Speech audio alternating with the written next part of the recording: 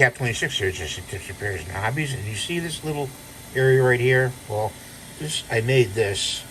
So we're going to take that off and we're going to clean the grease from that and re-grease it. Nice and clean like that with some alcohol and a rag and around it, and then put some grease on it.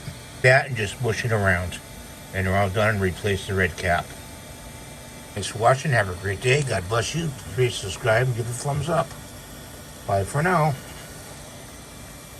Guys, you see behind there, the rod there, that hole right in there? Get the vacuum. Suck any debris out of that hole right there. Do both sides. Okay, like that. That's your extra tip.